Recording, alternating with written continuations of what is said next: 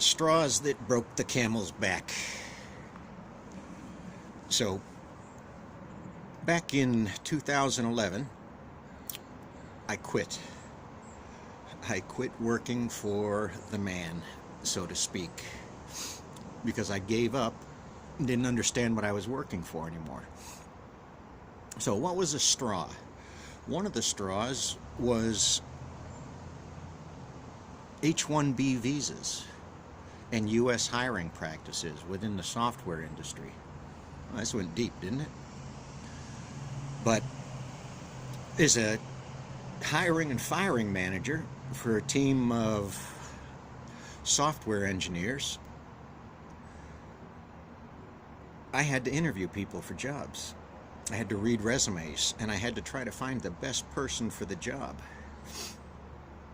So how do you go about doing that? You go work through your HR department, and you have a job slot opening. You go to your managers and you justify the position one way or another, and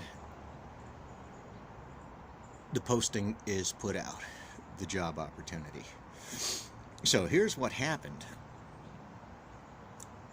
From my HR department, I would get some American resumes back, very qualified, middle to higher end developers, experienced, and I would get resumes from H-1B visa applicants. So, very interesting. I'd do my evaluation, I would do a write-up, and why I chose the candidates that I did, and yet those were rarely accepted. Now the challenge was I need senior people. I need mid-level people because I have to keep a broad range. I have to get people trained and in positions, and I also have to be able to maintain the positions. So basically what happened through all of this was I could never get the qualified staff that I needed.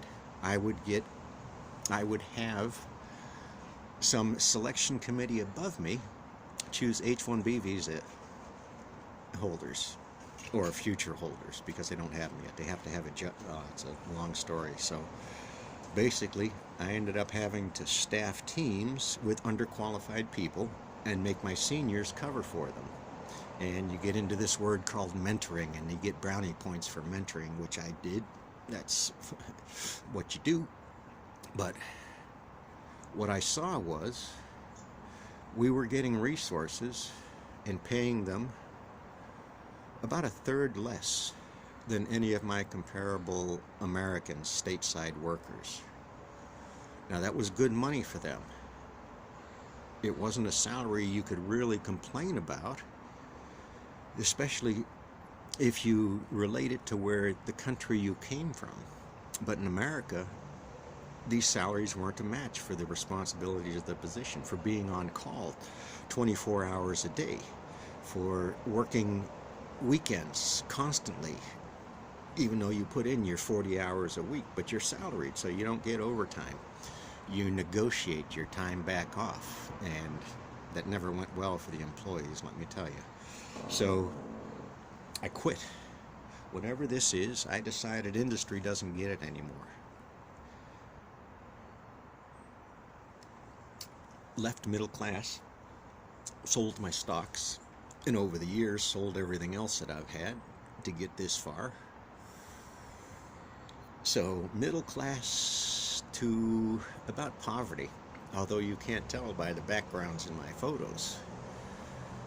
But that's what you do. It's the only thing I could do is remove whatever this was that they seemed to enjoy from the workforce. Best I could do. Only fight I had.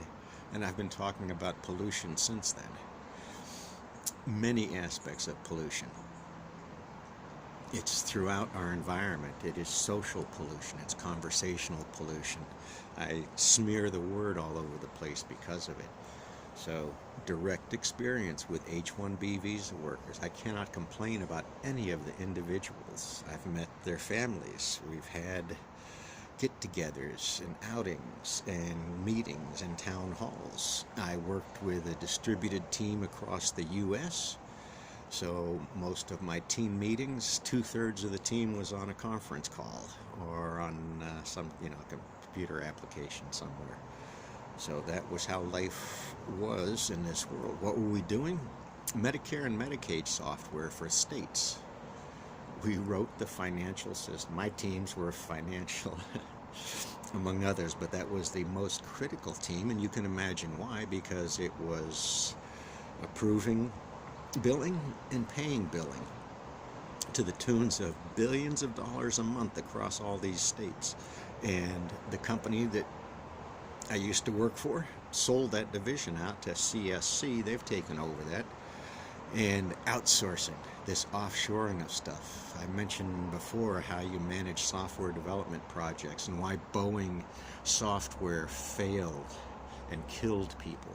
So this is the world of software I was in. Our software, if a wrong decision was made about a patient's insurance company, they might not get covered for a medical procedure. That's where this was. I went from real-time systems to real people systems. At the end of that line was a person's health care. My 40 software engineers across the states that worked for me. And this was part of teams of hundreds of software engineers, because I had specific, let's call them towers inside of software that are related to each other, have to work with each other, but they do stand by themselves just because of the experience and the laws and the rules of unique states. Every state has their own Medicare, Medicaid nonsense going on. Most states, never mind. So I left industry, walked away from middle-class America, but have stayed in the middle of it. By hook and by crook. Social programs have helped me a little bit.